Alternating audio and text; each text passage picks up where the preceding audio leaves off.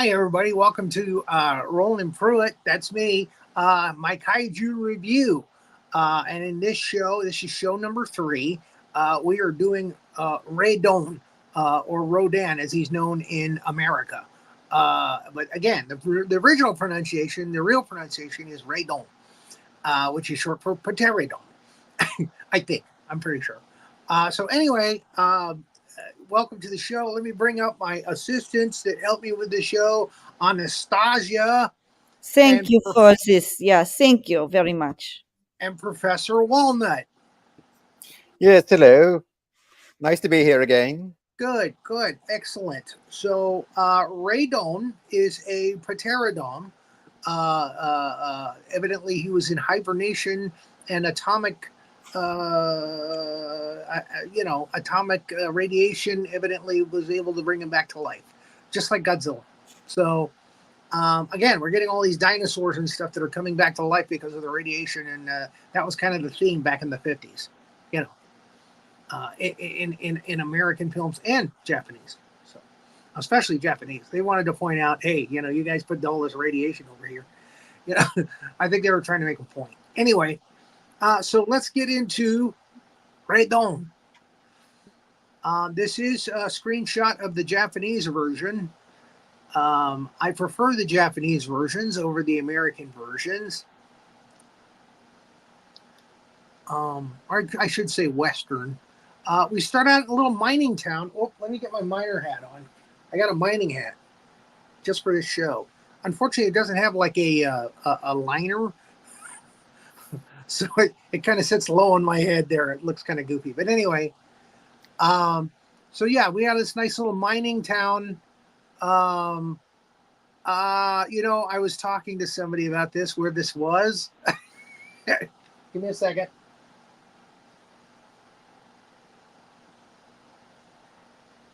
He always calls me when I'm doing a show. That looks like that look. So, I want to say Osaka, but I don't think that's it. Yes, well, looks like West Virginia to me. West Virginia, really? Or somewhere in Appalachia, but no, it's in Japan, of course.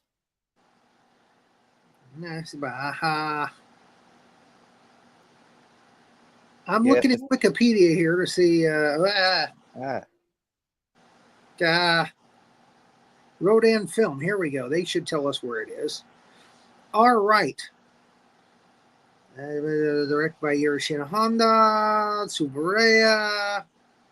Shot in color. It's the first kaiju film to be shot in color. I got to mention that. Oh.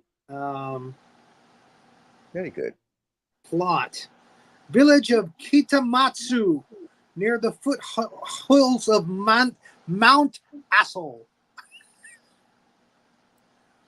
I beg your pardon. What did you call me?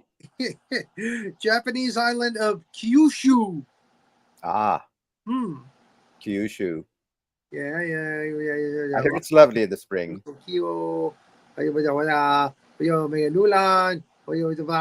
Miles away airbase. Mount Asshole. Yes, I swear to God, it's called Mount Asshole. ASO, Mount Asshole. We're sending a Rodan emerges of Mount Asshole. When his wings injured, Rodan flies to Fukuoka. It just gets worse and worse, folks. Fukuoka.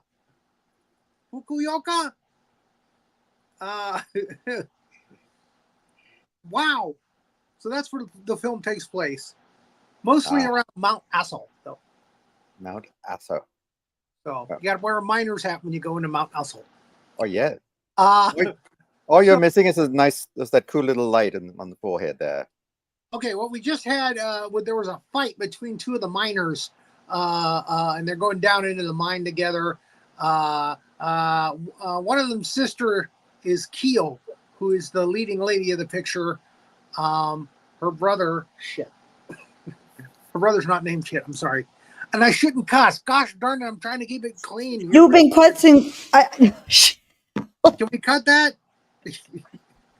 Can we bleep We it? have to do the beep. The FCC does not allow such things. Roland, you're in a mood today. I don't know why. No, before the show, I said a bad word too. And then you're saying Mount Asshole and now calling the brother shit. No, asshole. ASO. Okay. I'm just saying you're in a mood today. It's very attractive actually, but Goro is the name of the brother. okay. Kyo's That's brother. the FCC doesn't have, it's not Dirty Dozen. That is not one of the Dirty Dozen. Okay. So here's something. This movie came out in 1956, and these guys are talking about global warming. They're talking about global warming in 1956. It was even a thing back then. But the Donald J. Trump has said this is not true. It's fairy tale. So I don't know.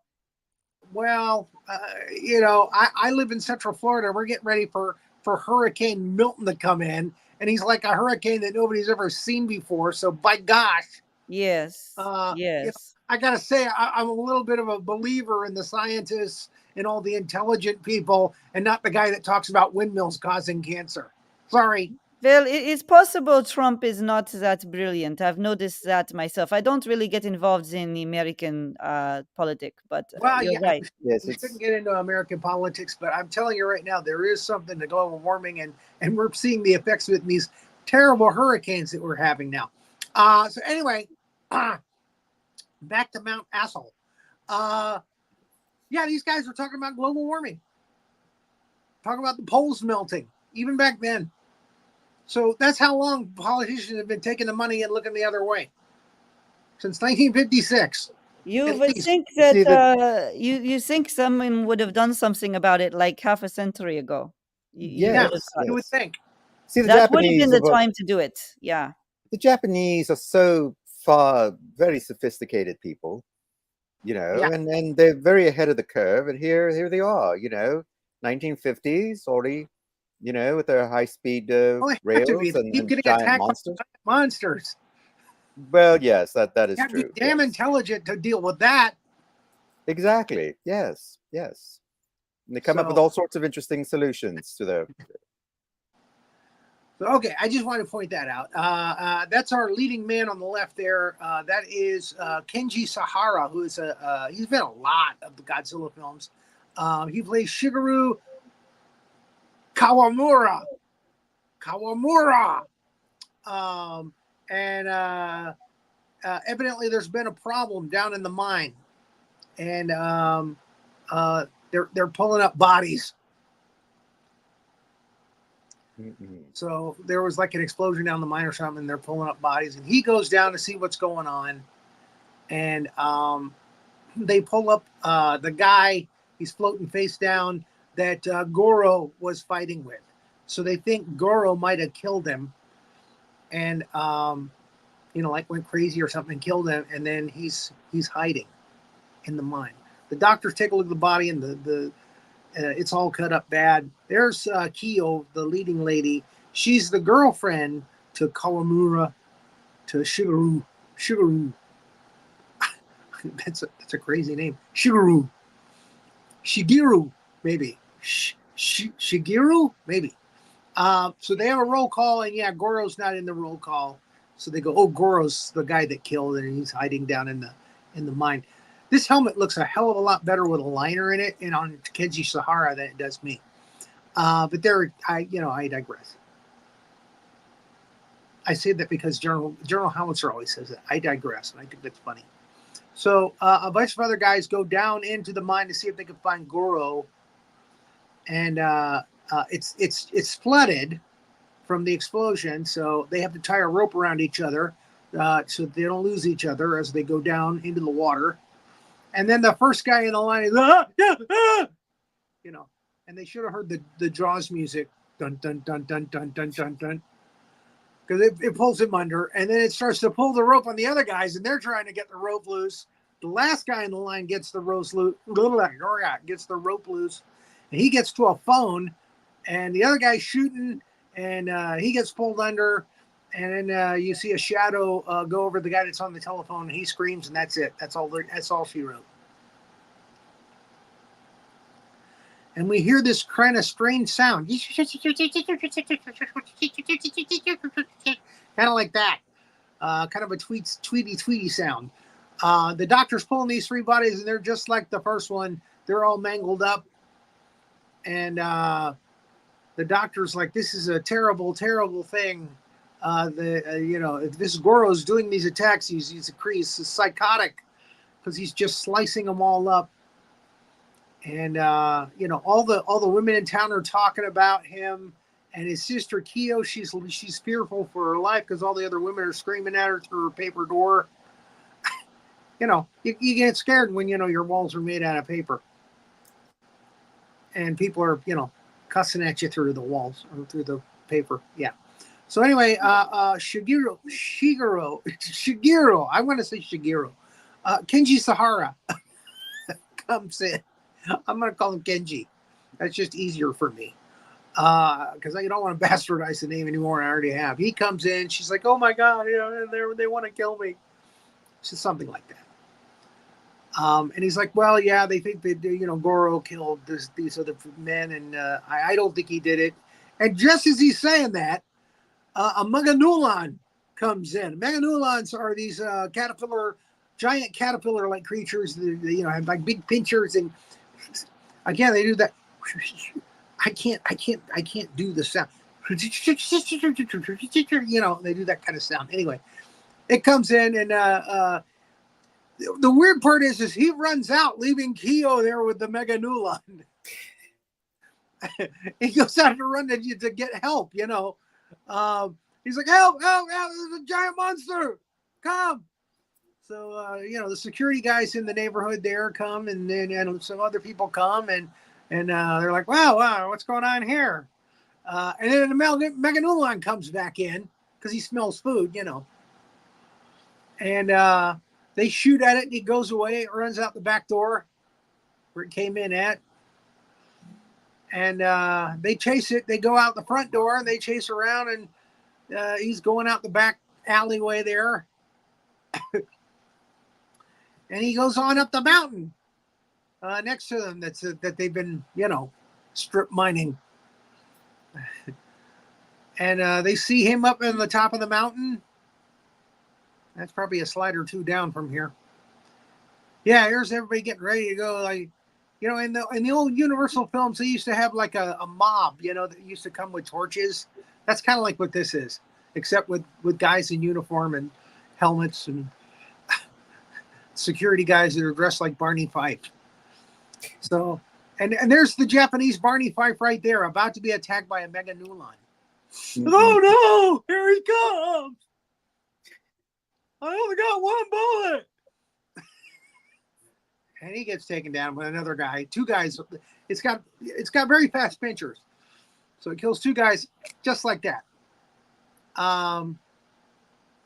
So they take those guys' bodies back, and of course the bodies look exactly like the previous bodies. So now they know, it wasn't Goro.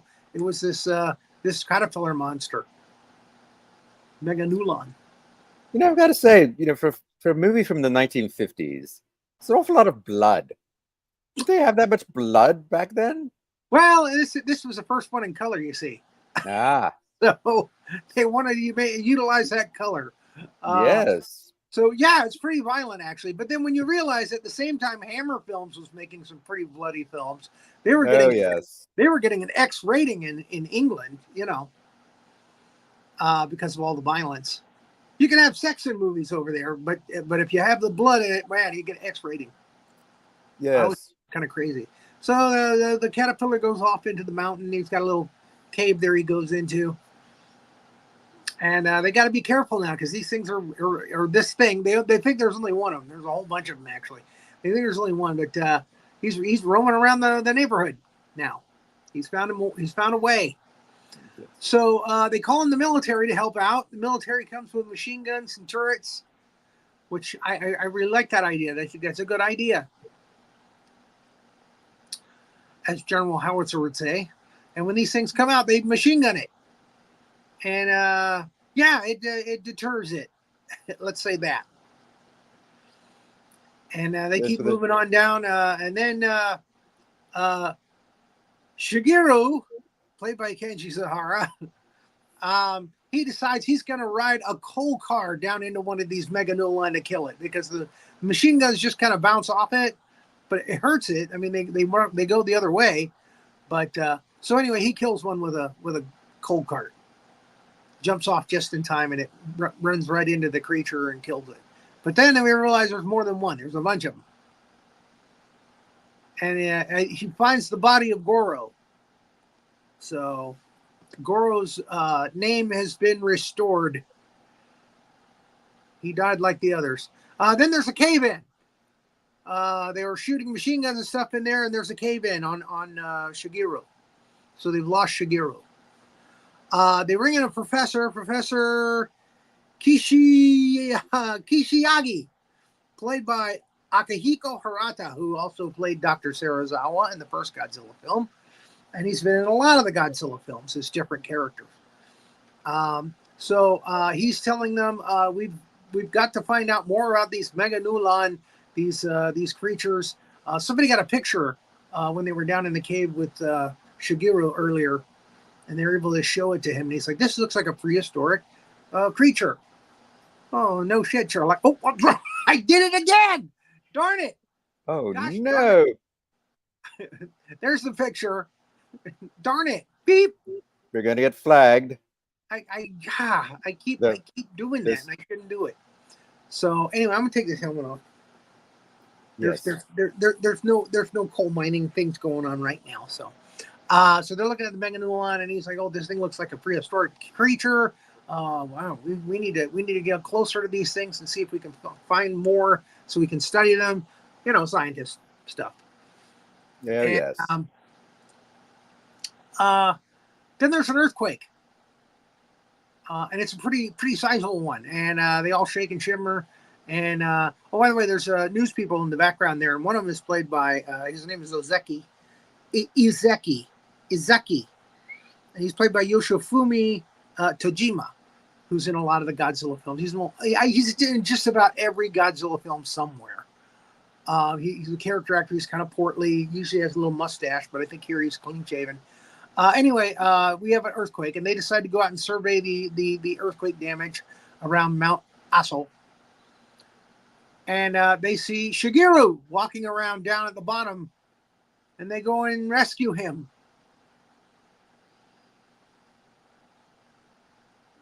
And they bring him back, but he's got amnesia. He doesn't say anything. He doesn't know anybody. He's got a bad bump on his head. He's traumatized by something, and so they bring him back in. And he doesn't recognize his father. He's got a nice big bandage on his head now. They bring in Kyo, because nothing will bring back your memory like a girlfriend. And no, look at him. He's like, well, I'm afraid of you. He doesn't even like women anymore. Mm-mm. So anyway, she's gonna take care of him, even though he doesn't like girls anymore. They keep doing tests on him, trying to find out what happened, what's wrong, how he survived. And they're showing him pictures of the Meganulon, and nothing. They're not getting anything from him. Nope. Sorry. Try another day. Now, there is something flying around in the sky. It's a UFO, and it's making supersonic moves that no aircraft on the Earth can make. And it's been reported to the military, and they send jet fighter pilots up there to kind of check it out and see if they can see what it is. And it's doing all kinds of loop-de-loops and stuff that planes can't do. And the guy gets too close, and whatever it is crashes his plane, blows it up real good. It's probably the Russians. Yeah, who knows? Those crafty commies. They just perhaps not. Well, we know it's Radon. We know it's Rodan. Yes. So, Yes. but the military doesn't know yet. They don't realize what this thing is. And again, nice bloody helmet. Yes. I like the fact that they took his clothes off and just threw them on the table there. Here's his clothes. Call his wife. Have her come in, inspect the clothes. Identify what's left. So this shows that the creature is moving all over. It flies over Beijing, or the UFO, I should say. And that's what a Beijing news desk looks like, I guess. It flies over the Philippines. That's what a Philippine news desk looks like. It's not as nice as a Beijing desk. A little thin, a little sparse compared. Mm-hmm. But you got a sound booth behind it, which is nice. So the creature's flying over the Philippines. And then it's over Okinawa. And there's a guy there on a radio, a military guy on a radio going, "Hey, it just flew over." I'm pretty sure that's what he said. And then Tokyo. Now, this guy, and I wish I wrote his name down before the show, but this guy plays a newscaster in several Godzilla films, several Kaiju films, including this one. He is a real newscaster, I believe. And he plays a newscaster in a lot of these movies. Here's a guy staying at a rich hotel. Him and his girl are going to go to Mount Aso and take some pictures. He's a photographer. He's a Japanese guy, and he's a photographer. I just want to point that out. He's a photographer. He's into photography, and he's from Japan. So, did I mention he has a camera and he's a photographer? There he is. Yes. So he's going to take pictures of his girl. He's got kind of a Hawaiian shirt on too, which is kind of weird. But he's taking pictures of his lady friend there. She's all sexy, and then she looks up in the sky and she freaks out and screams. Ah! That's not how she screams. That's how I scream. Sorry. Ah! Is that better? Hey, Anastasia, can you scream? No, because I have to be very careful with my throat. We're getting into autumn, and I have to be very careful because of the wind. I can't do scream queen. I cannot do it. You're not a scream queen. Okay. No, it's not good for my vocal cords because I also sing opera on the side. So I have to keep like tea and honey and all of this thing. I do up. An opera singer, really? Yes, because I'm from Transylvania, and that area has the best opera singers in the world. It's not even about Italy; it is about Transylvania. We have best ones in the world. Did you hear that I mentioned this guy's from Japan and he's a photographer? He's into photography. Yes, it's just too. It's too much. It's too much. It's too accurate. That's his hobby. Of course it is. Of course. He looks up and he sees whatever it is that she saw. So he loses about 5 pounds of brown, and something flies over, and that's it. Did you say 5 pounds of brown? Yes. Is that what I think? Oh my goodness! Yeah, you're that's so the funny. nicest way I could put that. You're so funny. Dirty words, so that's a nice way I can put that. There's a shoe and there's a camera, and then the scientists get the camera and they photograph they develop the film. By the way, I didn't ask Professor WallNutt to scream because I got a feeling that's not his thing. No, I'm not a screamer. I'm more of a moaner. Well, I am in certain circumstances, but again, I scream like me. I don't scream like her. So no. So they developed the film hoping to find some hot shots, and instead they find a picture of a pointy thing, and maybe it looks like maybe a claw.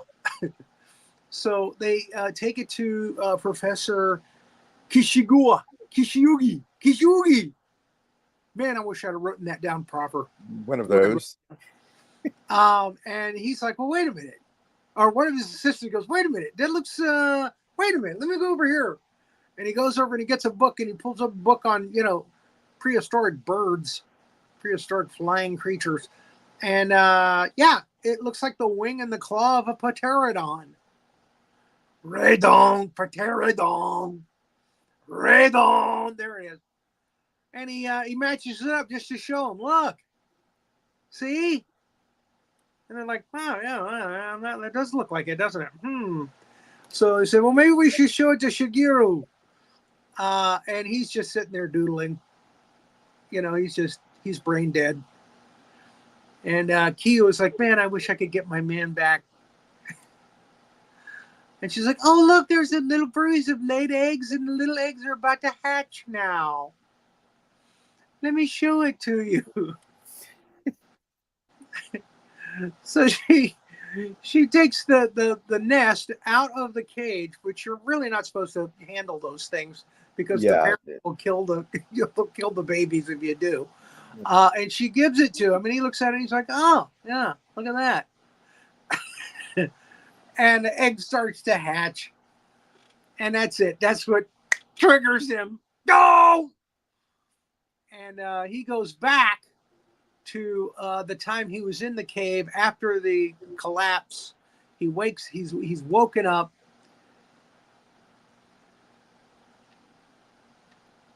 And it's pretty nasty in there. And he's surrounded by Meganulon.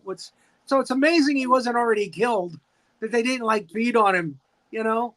I don't know how long he was out, but they stayed away from him for some reason. Yes.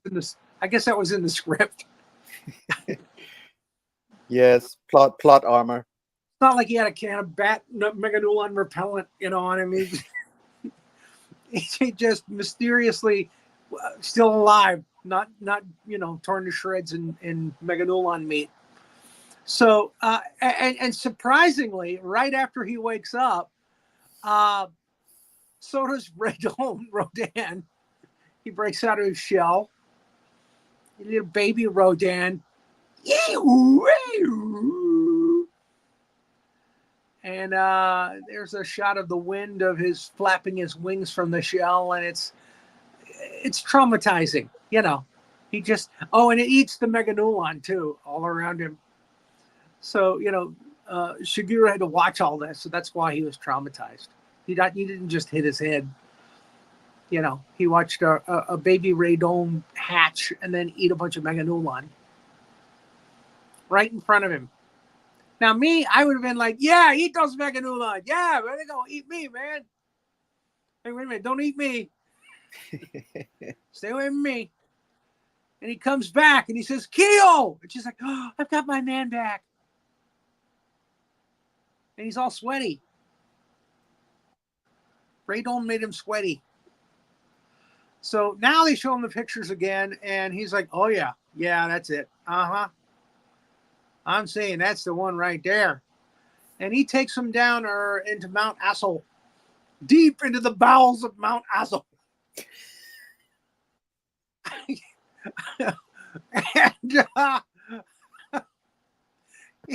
And you're enjoying yourself, Roland. You're in an interesting mood today. You're very wild today. You're very wild. Very. Oh, they're back in the cavern. I got to put my helmet back on. Yes, so I wish I had light protect on the it skull. now. They got light. So they find a piece of eggshell. It looks like it's like that thick. Looks like, you know, something you would pack, you know, a box with. It's like big ass styrofoam. And it's heavy, and evidently it changes size, because in the next scene it's like twice as big as it is here. So they find one piece, and then there's another cave-in starts, another earthquake and a cave-in, and they have to get the hell out of there. And that kind of just covers up all the evidence. So all they have is one piece of eggshell. But they got that. So, okay, now I can take my helmet off. Back in the lab, Professor... whatever. The prof. He's checking out the eggshell. This thing is like hundreds of thousands of years old. It's amazing. But we still don't know what it is that was in it. We can guess it's a pterodon. But there it is. So they take it to another place to check it out, and the other guy's really impressed with it. He's really digging it. That guy's played by another actor, the guy with the sunglasses, with the eyeglasses there. He was also in Godzilla. He's also in several other films. You'll see him in The Mysterians next week when we do it. He plays professors a lot and dignitaries. I don't have his name in front of me, sorry. And this is his only scene. He only does a bit part here. He just does one little scene, and then they cut back to the prof doing his little meeting for the press and for the military, and he says, "Okay, this is the creature we're dealing with. It's a pterodon. We're going to call him Radon, and this is the area that he usually flies around in, and go out there and get him." So the military gets into a couple of jeeps, and they go out to Mount Aso because they think he's there still. And sure enough, hey, there he is. He's flapping around. They're like, "Hey, whoa, oh my God. We didn't think he was going to be like out and awake." But sure enough, there he is. And they're like, what are we going to do? And this poor guy, the guy goes, "Hey, go back and tell headquarters."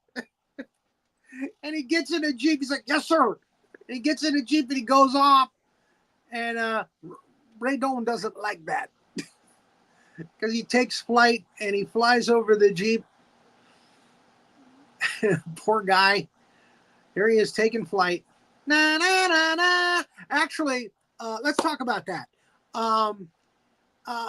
There is a movie that we're going to do in a couple of weeks called Varan, and that is actually Varan's theme.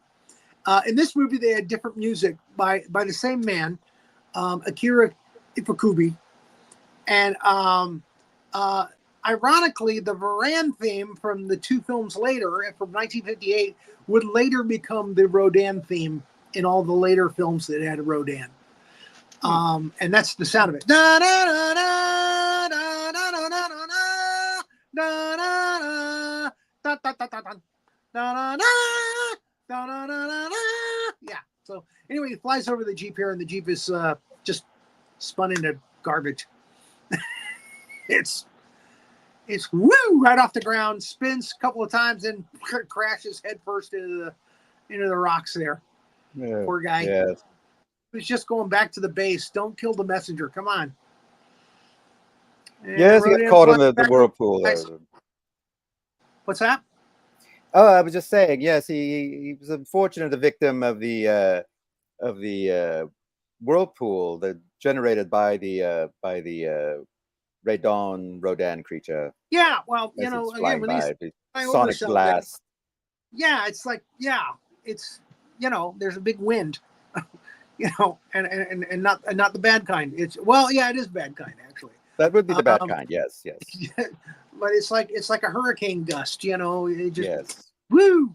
But then what would you expect from something coming from Mount Aso? So. Correct. There it is. You were able to tie it together.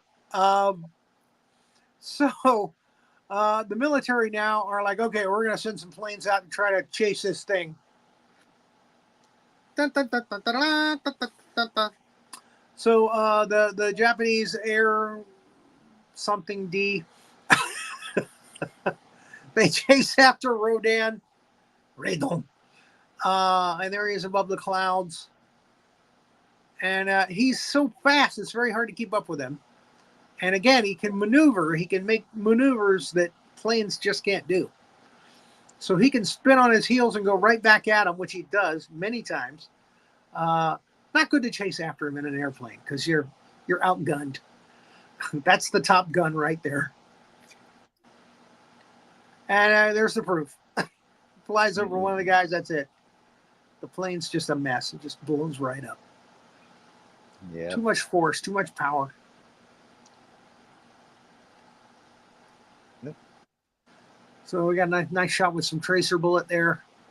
And again, when Rodan comes at you head first, look out. You better get the hell out of the way. Yes. So a nearby town, Fukuoka, I guess that's what it is.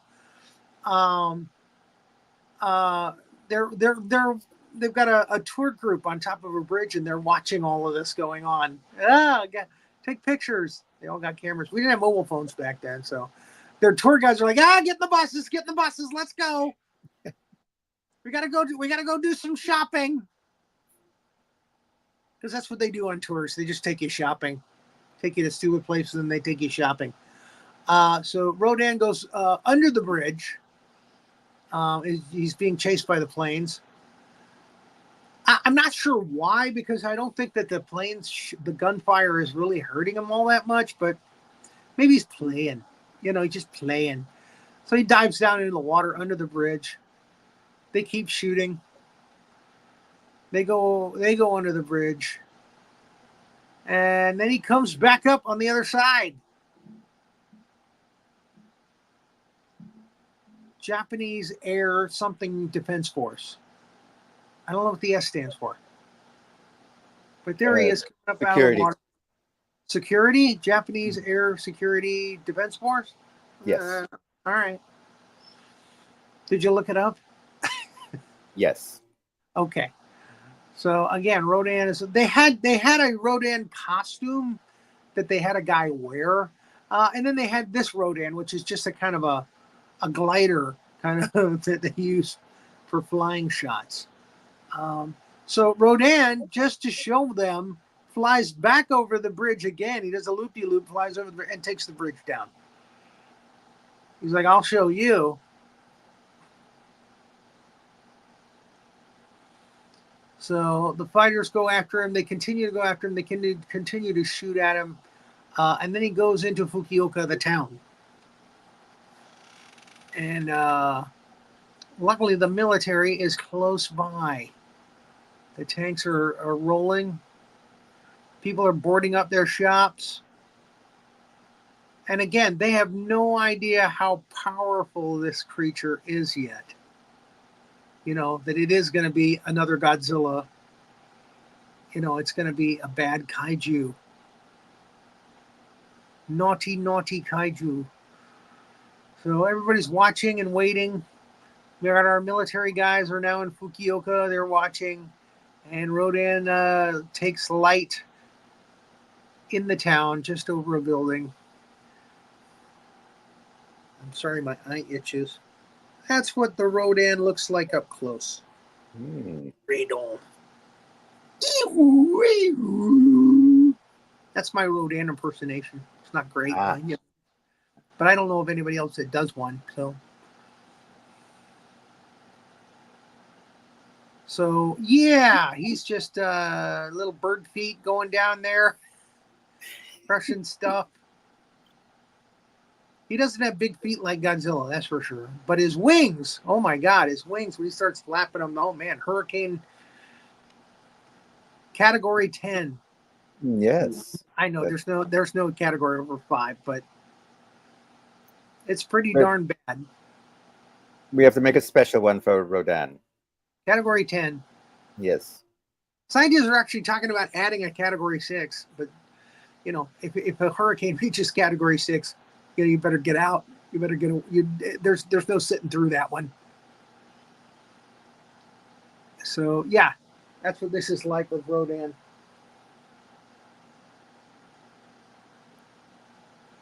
So the military comes in, they start shooting, and Rodan's not happy about it, and he starts blowing his wings again.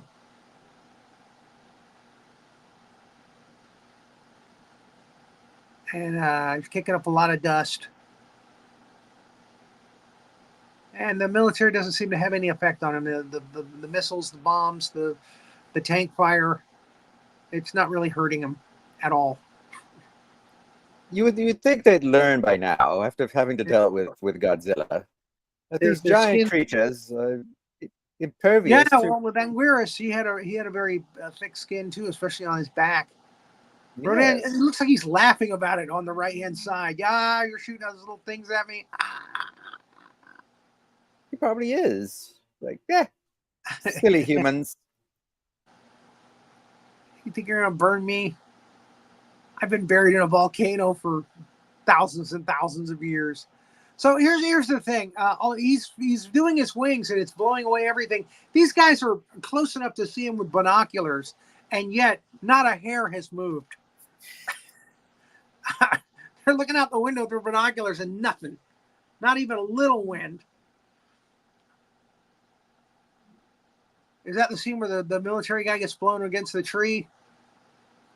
Yeah, and again, it looks like Rodan's laughing about the whole thing. No, there he is. There he is. That's a famous scene. That's used in like 4 of the different kaiju films. There they had like Mothra and Rodan. The poor little military guy keeps catching onto that tree going, okay, good, I'm safe. Oh, no, okay, there we go. He flies away. Game over, man. I did make him sound like Bill Paxton there for a second, didn't I? Just a little bit, yeah. Oh, here I go. Oh, sorry. There's a little Louis Tully in there, too. Game over. So, yeah, things are catching fire. Again, these guys are right there. Like, oh, well, yeah, that's not good. and Rodan, just to show them, Rodan comes up next to their building. I'm like, oh, you guys are, no hair's going to blow? Huh? Okay, let me show you. And he starts to take the building down. Bastard, now I can never get this map pulled in again. Again, I don't know what the hell he's doing with the map. You know, like that. And then a second Rodan shows up. There's 2 of them. They're a husband and wife team. And, you know, to make matters worse, like, oh, crap. How can it get any worse than this? Oh, great. There's 2 of them. Where did the second egg come from? There was a cave in. Did it hatch before? I guess it must have hatched before this one did. That's my guess. Is that it hatched before this one. And I don't know, the shell. Yes. Yeah, I guess you just didn't realize there was another big shell back behind the first one. Yeah, pretty traumatized, you know. Yes, poor fellow. Yes, quite.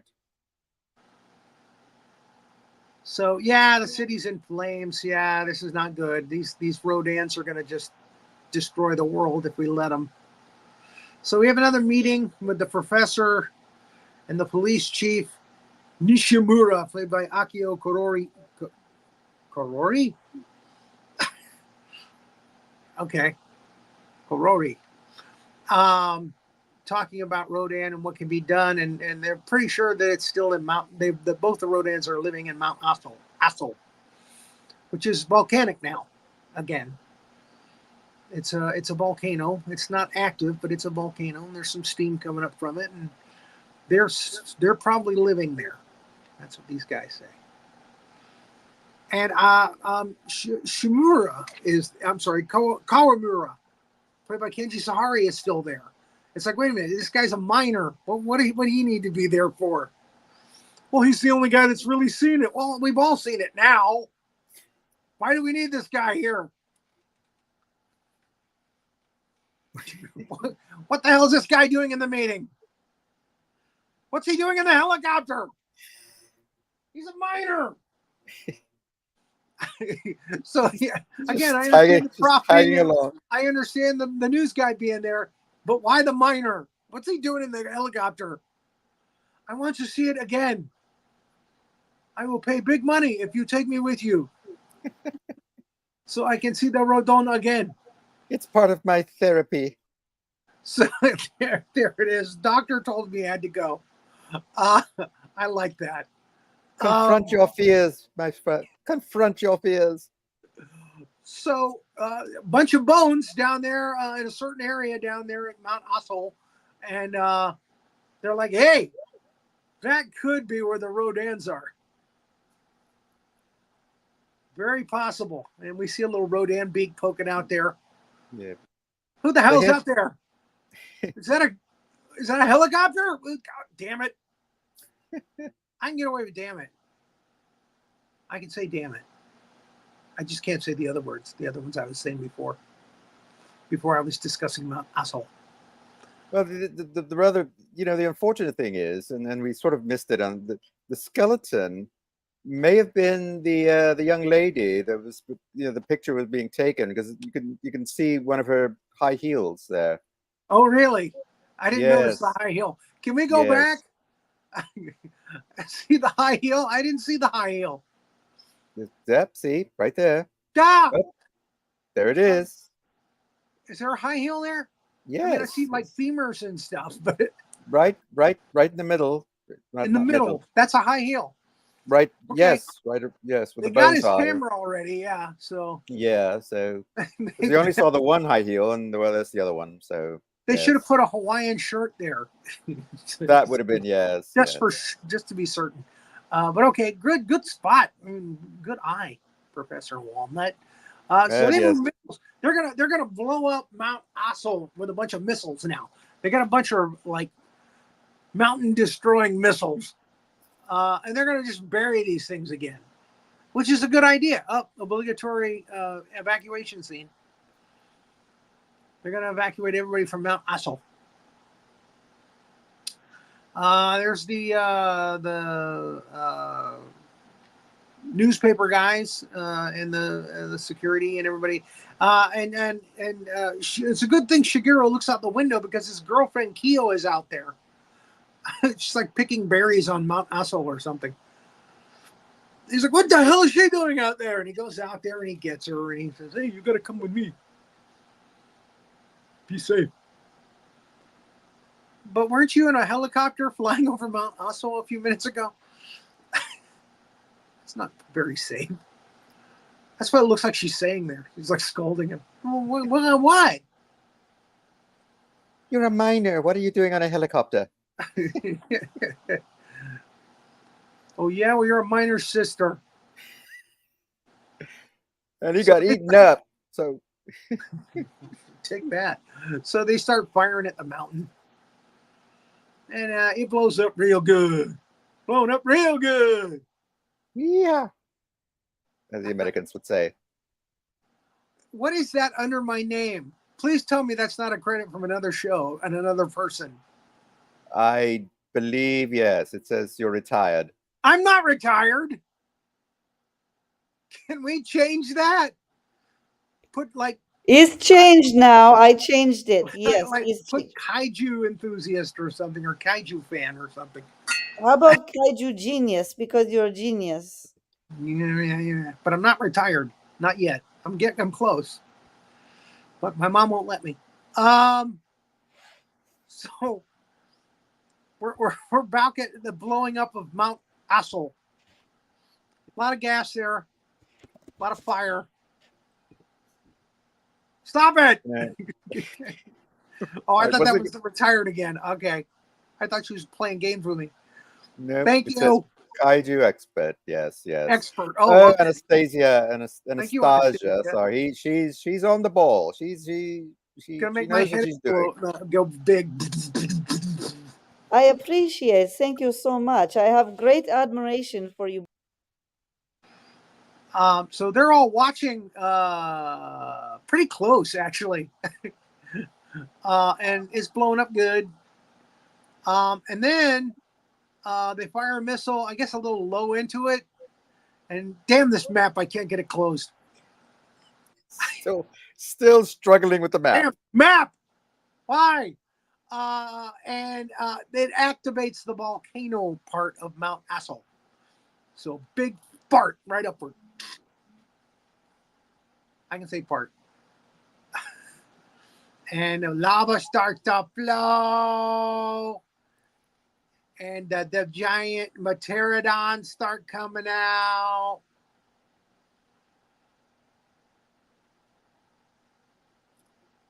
Yeah.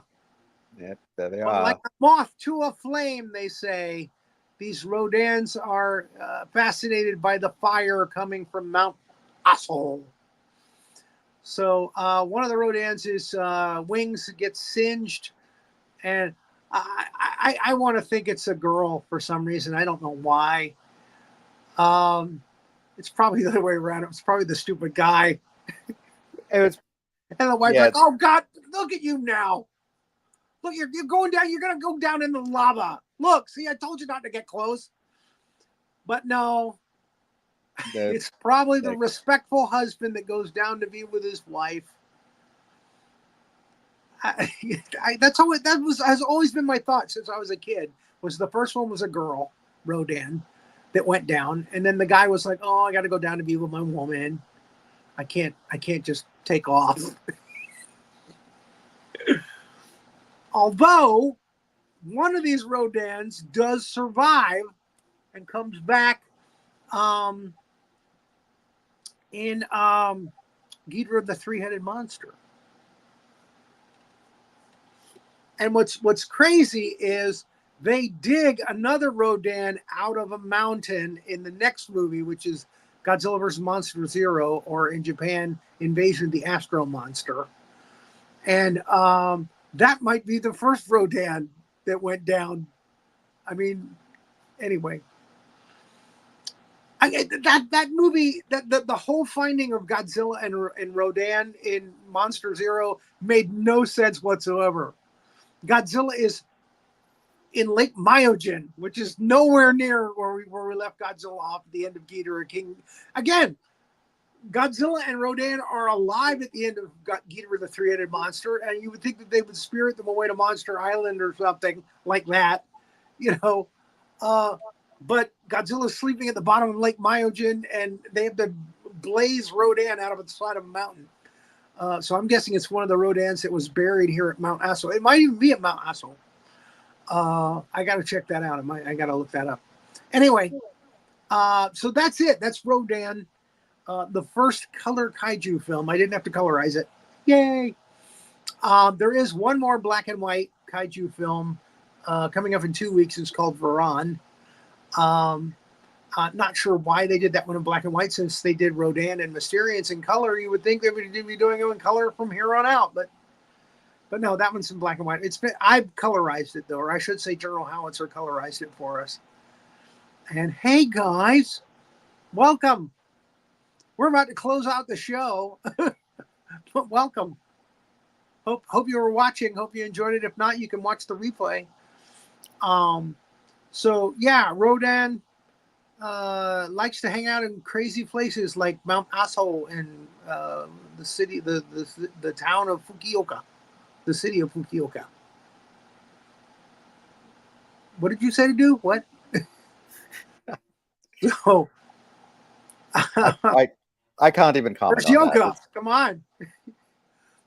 Yoka. I didn't even know her. So there it is. Always one-upping me. Damn it. He's very good like that. He's very brilliant. He has comedic wit, and he just brings it out, and you can't even imagine. Thank you for watching, Ken. British scientist. He's pretty hip. He's very hip, very cool. So, again, hopefully I will survive Milton when he blazes through Florida, as will Rory Penland, who also lives in Altamont Springs, Florida.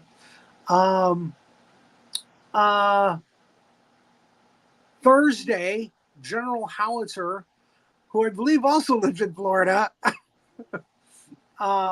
is going to do a double feature, I heard. A Dracula double feature, Dracula's Brats. Dracula's daughter and the son of Dracula. The only time that Lon Chaney Jr. ever played Dracula. They're gonna believe me. I was bit by a bat. Don't you know I turn into a bat at night? Sorry, that was a little Larry Talbot humor.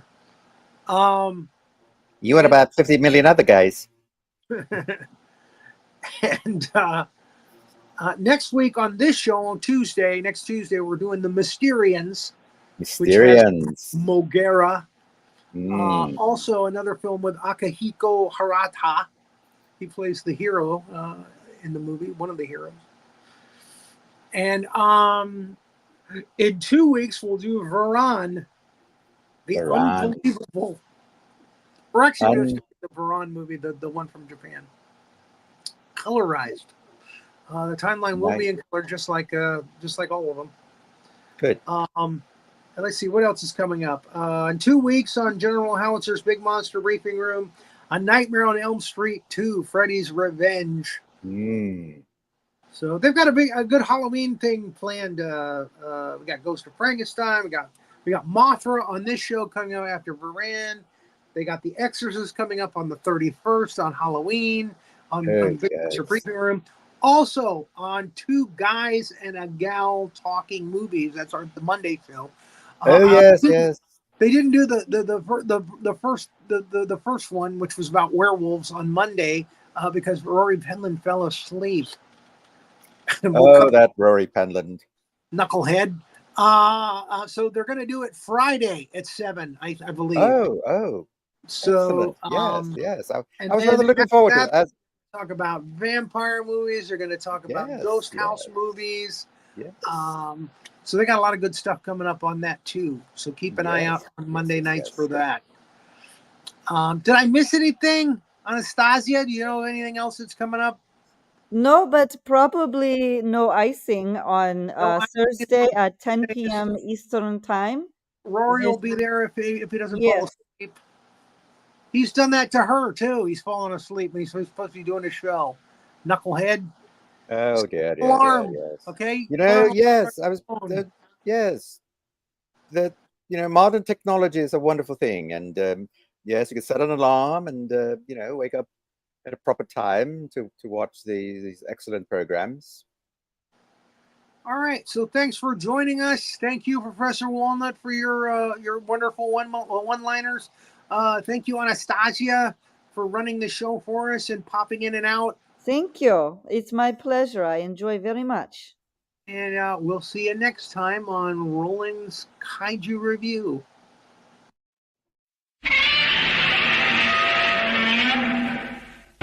Thank you for watching, and please like and subscribe.